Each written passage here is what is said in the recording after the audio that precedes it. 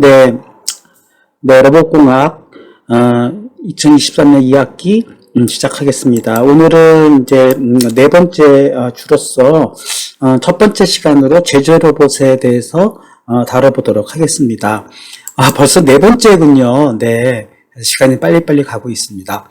네, 지금 오늘 제가 첫 번째로 준비한 이슈는 제조 로봇에 대해서 현황하고 좀 더 구체적으로 제조 로봇의 원리라든가 기구학적인 특성도 잠깐 설명드리면서 이번 주 강의를 시작해 보도록 하겠습니다. 오늘은 이제 제조 로봇을 집중해서 이야기를 하고자 합니다. 사실 제조 로봇은 한때 산업용 로봇으로 이제 인더스트리얼 로봇으로 이제 불려지기도 했고요. 로봇의 역사를 살펴보게 되면은 결국은 그리스의 오토마타를 원조로 보는 시각도 있습니다. 헤론이라는 그 그리스의 신이 이런 기계의 원조를 만들어서 자기 움직이는 자동 기계를 말하는데요. 이것은 이제 사실 인형 기계에 불과했고, 그 이후로도 뭐 일본이라든가 중세 유럽의 여러 가지 움직이는 그 태엽과 기어로 이루어진 기계적인 장치들은 많이 연구가 되었습니다. 그러나 컴퓨터 기술의 발전으로 인해서 로봇이 이제 프로그램된 기계로서 구현되기 시작했고, 그 반복 성능을 기반으로 해서 결국은 산업에 적용이 되고 인간의 작업을 대신할 수 있는 그런 실용적인 수준에 올라온 것입니다. 오늘 최초의 산업용 로봇부터 오늘의 이야기를 시작하려고 합니다. 우리 위키백과를 살펴보게 되면은 이 산업용 로봇이라는 표기어를 가지고 우리가 알 수가 있습니다. 그 부분에 대해서 한번 설명을 드리도록 하겠습니다. 산업용 로봇은요, 우리가 보통 보면 공장 라인에서 산업 현장에서 쓰일 수 있는 로봇을 말하는데요. 특히 산업용 로봇의 가장 핵심적인 것은 산업용 공장의 라인과 같은 산업 현장에서 실제 사용하고 있는 로봇을 총칭하는 것을 우리는 산업용 로봇이라고 합니다. 최초의 산업용 로봇은 1959년 유니메이트라는 회사에서 네벌과 조셉 앵글버거가 설립한 회사이죠. 최초로 개발되었습니다. 이러한 산업용 로봇은 인간의 어떤 신체적인 한계를 극복할 수 있는 미래의 수단의 하나로서 주목받게 되었고, 제조업을 중심으로 이제 발전한 그런 자동화 장치입니다. 그래서 소형 컴퓨터를 내장해서 사람의 팔이나 손을 대신할 수 있는 그런 이제 머니플레이터로서 우리가 개발이 되고 있고요. 주요 용도는 조립, 가공, 핸들링, 검사, 프레싱, 용접 이런 분야에서 이제 제조 현장에서 많이 사용하고 있습니다. 최근에는 이제 단순 반복 기능에서 벗어나서 센서를 기반으로 하고 인공지능을 기반으로 해서 지능형 로봇으로 발전하고 있고, 그렇게 하다 보니까 이제 제조 현장을 벗어나서 서비스 로봇과 그 다음에 여러 가지 이제 국방 로봇, 이렇게, 그 영역이 넓어지고 있는 것입니다. 그러나 이제, 기존의 제조 공장에 국한된 로봇을 우리는 산업용 로봇 또는 이제 제조용 로봇이라고, 불려지는 것이죠. 우리가 최초의 로봇은 우리 조셉 앵글버거라는 사람이 이제 개발한 걸로 되어 있고, 아까도 말씀드린 듯이 1956년에 조지 네벌과 함께 유니메이트라는 최초의 로봇 기업을 이제 만들면서 이제 어떻게 보면 이제 로봇의 역사가 시작됐다고 보여지고, 우리 로봇 업계에서도 이날을 기려서 산업용 역사의 시작으로 보는 시각이 있습니다. 그러니까 결국 현대 제조 로봇의 역사는 대략 한 67년 정도가 된 것이죠. 1961년도에 제너럴 모터스라는 그 미국의 자동차 메이커가 뉴저지 공장에서 최초의 산업용 로봇을 사용하게 되었는데요. 이 당시에 최초의 산업용 로봇 1호는 유압 방식으로 구동이 되었고, 사실상 아주 무거운 주조물을 이렇게 가공기계에 핸들링 하는데 사용이 되었다고 합니다. 다이캐스팅 공정이라고 하는데요. 이런 제조 공정에서는 당시는 아주 제조 공정에서 일대 혁신적인 혁신적인 어떤 사건이었죠. 이걸로 인해서 몇 년이 지나지 않아 당시 자동차의 미국의 자동차를 이끌던 3대 기업 있죠. 포드, 크라이슬러, 이런 회사들도 결국은 앞다투어서 이런 제조형 로봇을 적용하기 시작했고, 일본의 자동차 메이커에서도 확산되면서 유니메이트 로봇이 하나의 산업용 로봇 붐을 일으켰습니다. 당시 최초의 우리 유니메이트 로봇은 약 10만 시간이 가동됐다고 합니다. 하루에 대략 20시간을 가동했다고 하면은 거의 15년 이상을 가동했다는 것인데, 현재는 퇴역을 해서 또 뉴욕에 위치한 소니언 박물관에 있다고 합니다. 1966년에는 이런 유니메이트가 스미스소니언이죠. 죄송합니다. 네. 1966년에서는 유니메이트 회사가 이런 단순 핸들링에서 용접, 도색, 조립 등 아주 다양한 작업이 가능한 로봇으로 이것이 진화되었고, 그래서 더 많은 생산 공정에 적용됐다고 합니다. 1966년이면 말이죠. 우리나라가 이제 막 전쟁이 끝나서 국가 재건에 힘쓰던 그야말로 경제 빈국에 있던 시절인데, 그 당시 미국, 일본은 이미 로봇을 가지고 이런 자동차 제조 공정을 자동화하는 그러한 아주 제조 강국이었다고 해보면 아주 참 옛날 얘기가 아닌가 싶습니다. 그리고 1976년에 드디어 77년이죠. 77년에 이 퓨마라는 로봇을 이제 개발하게 되었는데, 1977년부터 제가 고등학교 3학년 때입니다. 그러니까 열심히 이제 삼각함수를 배우던 시절에 유니메이션사는 퓨마 시리즈를 내놓게 됩니다. 퓨마 로봇을 잠깐 보여드리면은, 네. 이렇게 6축 로봇으로 구성되어 있는 로봇이고, 그것을 우리 퓨마라는 이름은 Programmable Universal Machines for Assembly의 약자로 퓨마라고 이름을 지었다고 합니다. 아주 유명한 로봇이고 500, 700 시리즈가 계속적으로 초창기 산업용 로봇을 대표하던 그러한 제조용 로봇이었죠. 그러니까 웬만한 교과서에서도 산업용 로봇을 설명할 때 6축 기구학부터 시작을 해서 그림을 그릴 때는 꼭 이 퓨마 로봇을 하나의 모형으로 보여줄 정도로 이렇게 퓨마 로봇은 그 당시에 아주 선풍적인 인기를 갖고 있는 로봇이었고, 저도 박사과정 때 이 로봇을 기반으로 해서 이렇게 제 여기도 제가 PC 기반으로 설계해서 변경해서 퓨마 로봇의 제어 장치에 연결을 해가지고 각 축 제어, 조인트 제어를 돌리던 기억이 납니다. 그 당시가 1990년이었으니까 약 30여 년 전 일이기도 하네요. 당시에 제1축은 이렇게 베이스 축으로 약 이것이 320도 정도 좌우 회전을 하였고, 그 다음에 숄더 암이라고 해서 제2축이 약 플러스 마이너스 전체적으로 한 250도 정도 회전을 하였습니다. 그리고 제3축인 엘보우 축은 약 270도씩 움직여가면서 또 이렇게 움직여 나갔고, 그리고 제4축에 해당되는 이제 손목 부위가 되겠죠. 손목 부위에서는 리스트암이라 그래서 리스트 밴드라 그래서 약 200도가 돌아갔고요.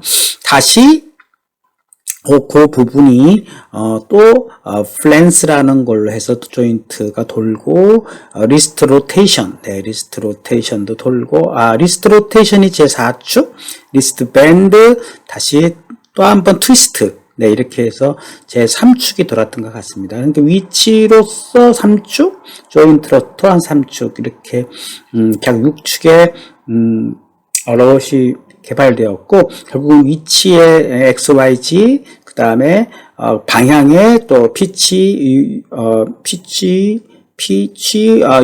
롤, 이렇게 PYR이라 그러죠. RPYR, 롤, 피치, 요잉, 네, 이렇게 RPY축, 이렇게 3축으로 구성되는 것입니다. 한번 영상을 보시도록 하겠습니다. 이제 퓨마 로봇을 갖고 실제 로봇이 움직이고 있는 영상을 볼 수가 있는 것인데요. 네. 움직여 보겠습니다. 어느 분이 이제 퓨마 로봇을 갖고 움직이는 제 Hello, 영상 everybody. 링크를 I'm out here burning the 가져왔는데요. midnight hour, working 네. on some projects. 이렇게 지금이 이제 베이스함과 그렇죠. 예, 베이스함이 움직이고 yes, 물건을 짚고 Do stupid things faster and with more energy. 예, Thank you. 움직이는 장면을 잠깐 볼 수가 있었습니다. 뭐 Anyway, 아무튼 back 그 당시에 그 to 10년 전에 this 개발한 together. 이 최초의 산업용 로봇을 이분이 소장하고 있어서 이것을 프로그래밍하면서 이렇게 물건을 Thank you. 이렇게 핸들링하는 장면을 영상으로 찍었는데 그 굉장히 귀한 장면이에요. Anyway. 네, 여러분들이 한번 보시고 이런 유니메이트 로봇이 그 당시에 약 지금으로부터 70년에 개발했다고 쳐도 거의 50년 된 로봇을 현재 여러분이 보시고 계시는 것입니다.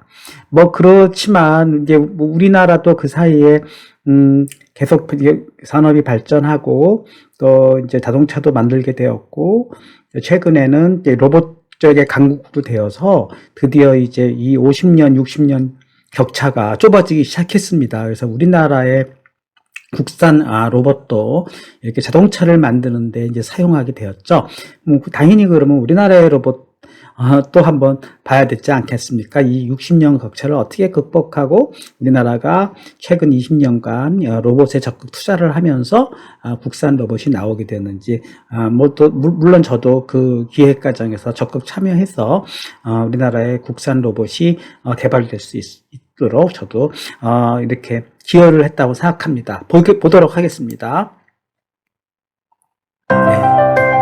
현대라는 로봇에서 로보틱스 회사를 만들었고 네. 스스로 움직이고 어려운 역할을 수행하는 네, 로봇.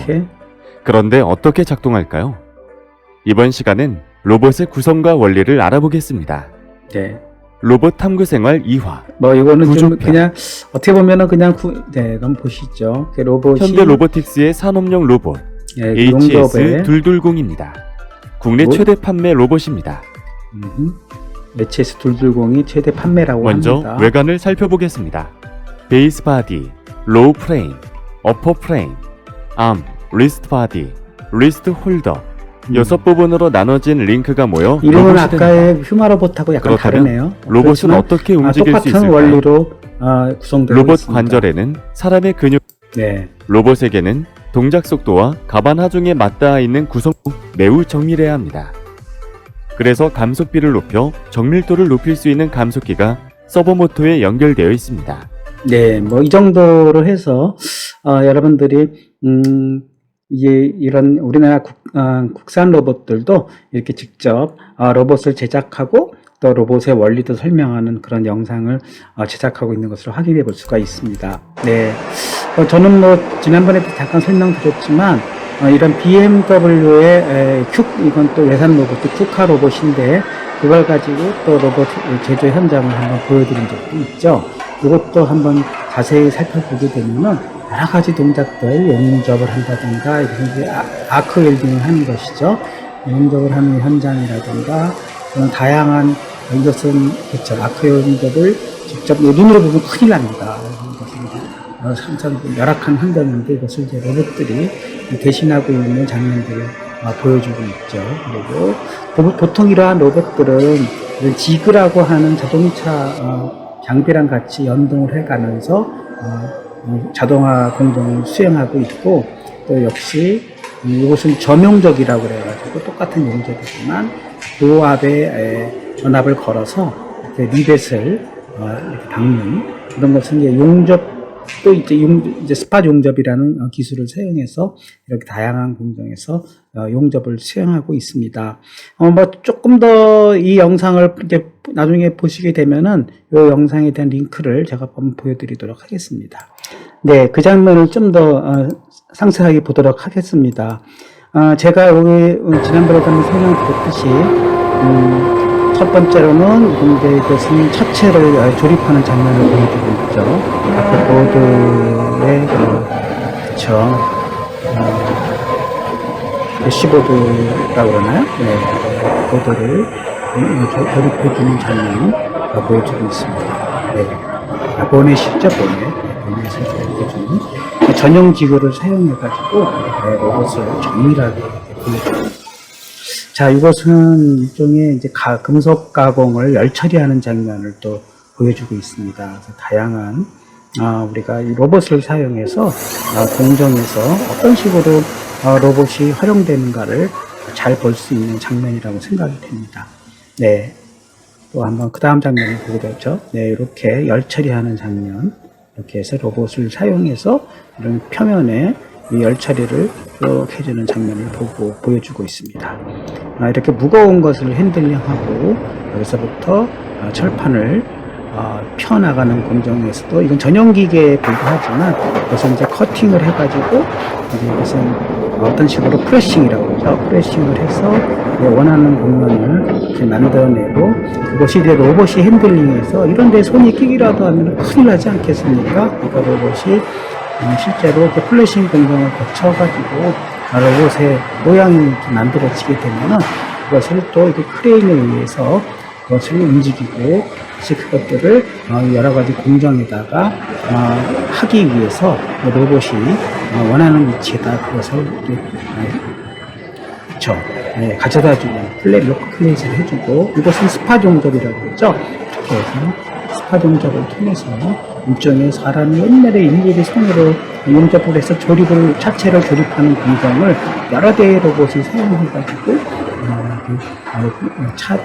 자동차 차체에 이런 프레임을 갖다가 다양한 설계된 위치대로 전부 이렇게 용접을 해줌으로써 우리가 유용하게 쓰고 있는 그런 로봇들이 자동차들이 생산되고 있는 것입니다. 이 장면도 역시 로봇이 여러 가지로 이제 그 시일링이라고 그래가지고 여러 가지 그 로봇에 차체가 조립될 수 있도록 여러 가지 물질을 도포하는 장면도 보여주고 있죠. 이러한 장면에서는 로봇이 한 점만 가는 것이 아니라 그 경로가 아주 중요해지게 되죠. 그래서 경로 계획을 잘 해줌으로써 원하는 대로 직선이라든가 원호 이런 원하는 부분들을 로봇이 원하는 그런 물질들을 잘 바를 수 있도록 이렇게 해주고 있습니다. 그래서 이와 같이 로봇들은 그냥 단순히 그냥 움직이는 정도가 아니라 정밀하게 그 부분에 원하는 경로대로 이렇게 움직일 수 있도록 직선 운동을 한다든가 또는 원호 운동, 임의의 공면을 따라서 움직이는 그런 경로를 갖게 되는 것입니다. 그래서 여러분들이 이렇게 로봇 공학을 어느 정도 기초를 알게 되면은 그냥 이렇게 영상만 보게 되면은 그냥 이렇게 로봇이 움직이는구나 하는 것이 아니라 다양하게 이것은 이 부분에서 원호 운동을 일으키고 여기서는 직선 운동을 일으키는구나 이렇게 해서 뭔가 여기에다 측정 장치를 달아가지고 여기에 어떤 공정 상태의 어떤 품질을 검사하는구나 이런 걸 알 수가 있는 것이고 물론 자동차 공장 전체를 이해한다는 것은 굉장히 복잡한 설계와 공정을 겪기 때문에 이걸 다 이해할 수는 없습니다. 그러나 여러분들이 보시면서 이 로봇들이 어떤 식으로 움직이고 이러한 로봇은 또 이동 로봇의 플랫폼을 갖고 자신이 이렇게 움직이고 있지 않습니까? 이런 식으로 로봇이 갖고 있는 어떠한 이런 운동 범위를 넓히기 위해서 모바일 플랫폼 단순히 일축이긴 하지만 그런 걸 갖고 있는 것이고 또 생산성을 높이기 위해서 한 대의 로봇이 자꾸 작동하는 것이 아니라 지금 이와 같은 경우에는 벌써 몇 대가 작동하고 있으니까 한 대, 두 대, 세 대, 네 대, 다섯 대, 일곱 대, 아홉, 10대가 한 공정에 지금 투입이 돼서 다양하게 로봇들이 움직이고 있지 않습니까? 그러면서도 로봇 간에 서로 충돌이 일어나지 않고 정교하게 설계돼서 경로 계획들이 움직이고 있는 것을 우리가 볼 수가 있는 것입니다. 여러분들이 보시고요. 로봇을 제대로 분석시키려면 단순히 움직이는 정도가 아니라 얘네들이 서로 충돌도 피해야 되고 또 어느 타이밍에 어떠한 작업을 해야 되는지 그런 것들을 전부 우리가 공부할 수가 있다 그러면은 입출력 장치를 통해서 이런 용접 장치에 작동을 시킨다든가 이런 걸 할 수가 있는 것입니다. 자, 이 부분도 역시 다양한 어떤 공정을 보여주고 있고, 이 공장 전체에서 이 로봇들이 이렇게 이런 다양한 특수하게 설계된 이런 일종의 손인데 사람 손이 아니라 완전히 전용 기계화가 돼가지고 이제 한 번에 최대한 설계될 수 있도록 그런 전용 기구들을 이용해가지고 결국은 로봇은 단순히 그냥 팔만 있는 게 아니라 이런 지구 없이는 종작을 할 수가 없는 것이죠. 전용 핸들하고 볼 수도 있고 전용 장비라고 볼 수도 있지만 그거에 맞추어서 로봇과 연동을 하면서 이것들을 이루고 있죠. 그러니까 어느 정도의 자유도를 갖고 조인트별로 일자유도, 삼자유도 갖고 있지만 어떤 식으로 얘네들이 동작을 하면서 그 동작을 작업을 수행하는지 이런 것을 잘 볼 수가 있는 것입니다. 여러분들이 이러한 관찰을 갖고 로봇을 쭉 보게 된다 그러면 각 장면마다 어떠한 로봇들이 작동을 하고 있는지를 잘 알 수 있는 것이라고 생각이 되었습니다. 여러분들이 자동차 하나를 조립하고 생산하기까지의 인간들이 해야 할 수많은 작업들이 로봇들에 의해서 자동으로 하고 있다는 알 수가 있고, 단순히 로봇 부품의 핸들링뿐만 아니라 용접, 레이저 용접이라든가 검사, 그리고 체결 이런 거를 다 로봇이 수행하고 있는 걸 알 수가 있고, 이것은 로이와 같은 이런 자동화 주변 장치하고 연동이 되면서 서로 그 공정에서 자기가 해야 할 그런 작업들을 얘네들이 정교하게 이 작업을 통해서 차체를 부착한다든가 또는 무슨 도포제를 실링한다든가 이런 것과 같이 전기적인 원격을 통해서 이렇게 조립을 한다든가 그런 다양한 작업들을 해내는 것을 볼 수가 있습니다. 예전에는 이러한 공정들이 상당히 뭐라 그럴까요? 좀 보안에 유지가 돼서 이렇게 크게 우리가 이 공정을 볼 수 있는 그러한 기회가 없었어요. 그러나 지금 이렇게 아주 그냥 뭐라 그러죠? 공개적으로 자기네들의 그 BMW 생산 공정을 ABB 로봇을 쓴다든가 쿠카 로봇을 쓴다든가 주로 아직 국산의 현대 로봇은 아직 보이고 있지는 않지만 이런 자체의 공정 라인을 기계적인 장비를 통해서 자동화하고 있는 장면들을 아주 과감하게 공개하고 있는 것을 보면은 우리가 이걸 통해서 우리 엔지니어가 가져야 할 어떤 기술적인 역량이 무엇인가 하는 것이 다 눈에 보이지 않습니까? 이런 것들은 하니싱을 한다든가 이런 부분들은 어떤 유압 장치라든가 공기압 장치에 의해서 에너지가 공급되는 라인인가 보다 그런 것도 알 수가 있고, 이런 것들을 또 프로그래밍 하기 위해서 어떤 식으로 우리가 또 프로그래밍 기술을 배워야 되는지 이런 것도 알 수가 있고, 또 주변 기계들, 이런 프레스 장비라든가 또는 여러 가지 기계들과의 연동을 통해서 시스테메릭하게 어떤 식으로 이것이 동작하는지 이런 것들을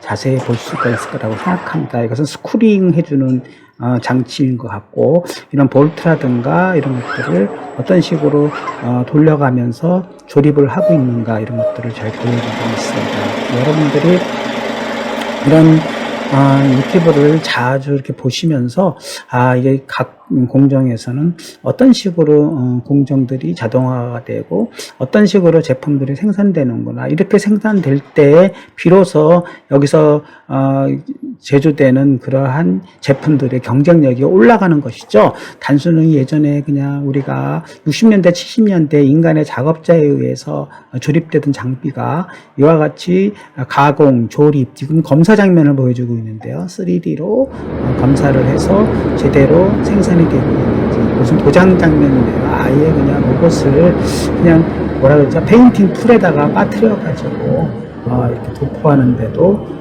우리가 로봇이 사용되고 있지 않습니까? 이 로봇의 거대한 기구들이 우리 조립된 뭐라 그러죠?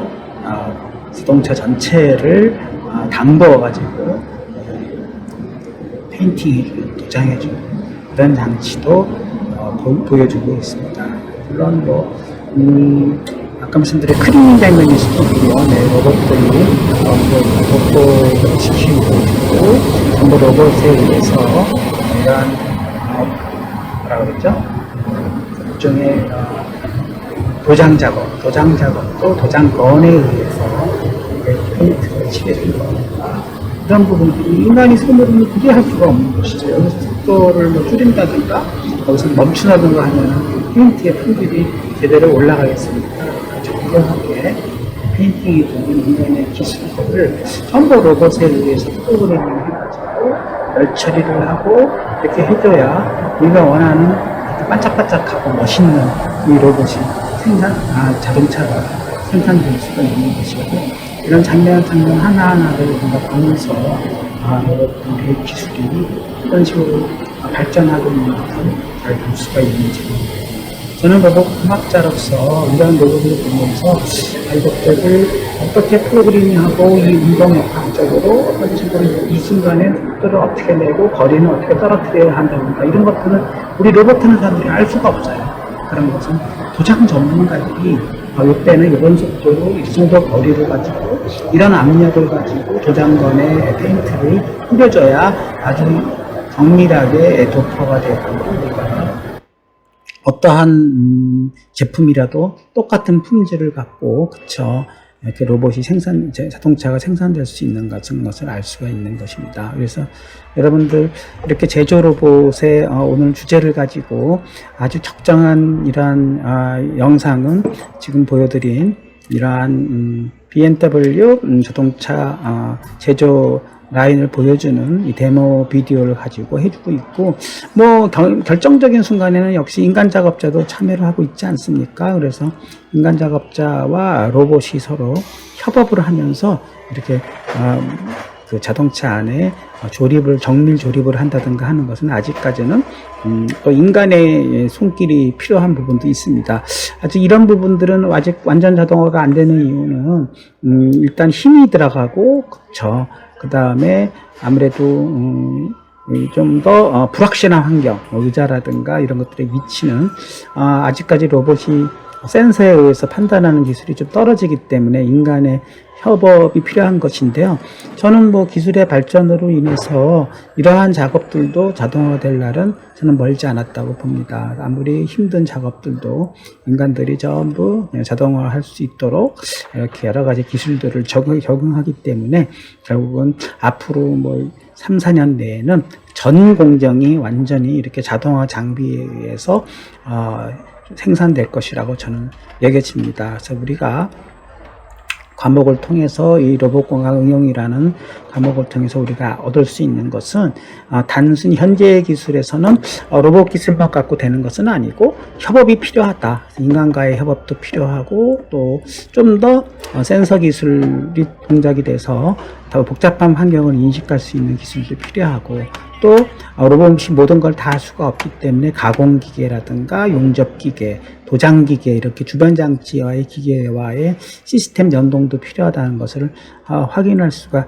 있지 않을까 싶어요. 그리고 지금과 같이 이런 정교한 조립 작업에 힘을 준다든가 이렇게 하는 부분들은 아직까지는 로봇에게는 힘든 작업이다 하는 것을 확인할 수가 있고, 아무튼 여러분들이 이 영상을 통해서 좀 더 한 번 더 보시면서 제가 나름대로 이렇게 중간중간에 표시를 해놨지만은 뭐라 그럴까요? 좀 더 장면을 보시면서 검색을 해보면 좀 더 정교한 눈에 안 보이던 장면들이 여러 번 보일 거라고 생각이 됩니다. 우리 영화를 보더라도 여러 번 보면은 또 눈에 안 보이던 장면이 보이지 않습니까? 그래서 여러분들도 저와 함께 제가 추천하는 영상을 같이 보면서 어떠한 장면들에 어떻게 기술이 사용되는 것을 확인해 볼 수 있는 그러한 상황이라고 생각이 됩니다. 앞으로 로봇 산업은 점점 인간과 함께 작업하도록 설계될 것이고, 앞으로 협동 로봇이 좀 더 나오면서 이런 산업용 로봇은 계속 진화될 거라고 생각이 됩니다. 그래서 이렇게 기술이 발전을 하게 되면 점점 이것은 이제 공장을 벗어나서 우리가 카페라든가 또는 여러 가지 물류 현장 그리고 여러 가지 다양한 서비스가 가능할 거라고 생각이 됩니다. 그래서 점점 로봇 산업, 우리가 1967년에 이렇게 조엘 엥겔버거에 의해서 시작된 산업용 로봇의 역사가 이제 70년이 다 돼가도록 발전을 하면서 거대 시장으로 형성을 하고, 이러한 제조 로봇은 앞으로 우리가 쓰고 있는 모든 제품, 뭐 자동차부터 시작해서 스마트 제품, 모든 공정을 제조하는데 이런 로봇 기술이 적용돼서 어마어마한 산업 경제의 큰 틀로서 우리가 로봇 산업이 발전되리라고 보고 있고, 또 로봇 메이커뿐만 아니라 로봇 사용자로서 우리가 좀 더 로봇 기술을 잘 이해하고 로봇의 원리를 잘 이해한다 그러면 좀 더 우리가 로봇을 제어하고 나중에서 인공지능과 결합하게 되면 또 인간을 넘어서는 그런 지능 기계가 될 수도 있지 않겠습니까? 그래서 안전하게 로봇을 사용할 수 있는 그러한 시대를 열기 위해서도 우리는 로봇에 적용되는 기술과 로봇을 응용하는 그러한 기술에 대한 이해가 필요하다고 생각이 됩니다. 우리가 직접 로봇을 제작을 하지 않더라도 우리가 유니티를 기반으로 해서 Hello everyone, 로봇을 in this video I would like to show 네. how to program a robot in Unity. In this time we make a pick and place sequence. 픽앤플레이스 현장이라든가 네, 이런 것들 First of all, I place two new points for the start position and the finish position for pick and place. 또 이제 앞으로 우리가 공부하게 될 유니티 컴포넌트에서 I use the robot panel for 여러 this, 가지 로봇의 with which the tool's center point can be 한다든가 moved to the 이 정도 required 수준까지 position. 가려면은 아주 저도 많은 공부를 해야 될 것 같습니다. 그러나 많은 이 공부 For the target 자료들이 point, I choose the box in the 유니티와 corner of the 함께 palette. 공개되고 있기 때문에 저도 열심히 I make 공부하고 the small 여러분도 adjustments 저를 that 따라서 grab point is 공부해서 located in center of the 앞으로는 cube. 이 로봇을 이렇게 제작하지 않더라도 직접 이런 가상 환경에서 디지털 트윈 기술을 이용해 가지고 프로그래밍하고 제어하는 그런 기술까지 우리가 발전을 해야 I move 이 robot 100 로봇을 millimeters in 잘 height to avoid 사용하고 collisions between 프로그래밍하고 gripper and 운영할 수 parts. 있는 그런 기술이 생각됩니다. 그래서 이것도 잠깐 여러분들에게 Now I create 보여드리겠습니다. new class for robot program. 네, 지금 다음 이제 추석 연휴가 끝나고 다다음 주인가요? 네, 이제 수요일부터 토요일까지 4일간 로봇 월드가 열립니다. 그래서 우리나라 로봇 기술도 볼 수 있고 또 여기에는 외국 업체들도 참가를 해서 상당히 큰 규모로 로봇 기술의 현장을 볼 수 있는 것이기 때문에 여러분들에게 이런 로봇 월드를 참관하고 오는 것을 과제로 내려고 합니다. 그래서 여러분들이 미리 등록만 하면 무료로도 참관할 수가 있고요.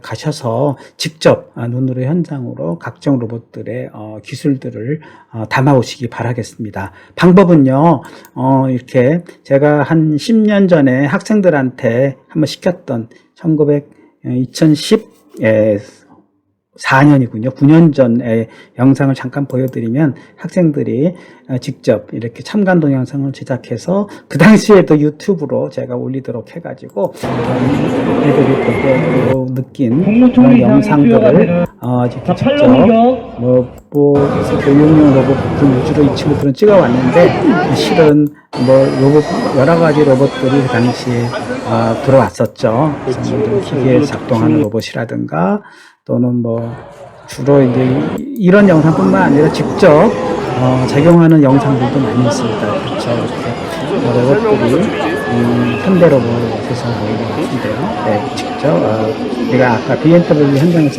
봤던 것 같은 근데 우리나라 국산 로봇이 이렇게 작업했던 것들을 보여주고 있습니다. 그래서 여러분들 이런 영상 좀 여러분 막 흔들리고 별로 그렇게 썩 좋지는 않지만 여러분들이 많은 교육용 로봇에서 제조용 로봇까지 온갖 종류의 로봇들을 다 볼 수가 있는 것이니까 여러분들이 이런 식으로 참관 영상을 만들어 가지고 어느 대학에서 여러분들이 어느 로봇 월드를 어떻게 참가했다. 네, 이왕이면 여기 참가 동영상을 보시면 제 이름도 넣어주었습니다. 그래서 여러분들이 제 이름을 넣으셔도 상관은 없습니다. 네, 그렇게 해서 고경철 교수님의 이렇게 과제다 이렇게 명시해도 좋고요. 이렇게 해가지고 저에게 링크를 보내주시면 좋을 것 같습니다. 네, 첫 번째 시간 이걸로 마치겠습니다.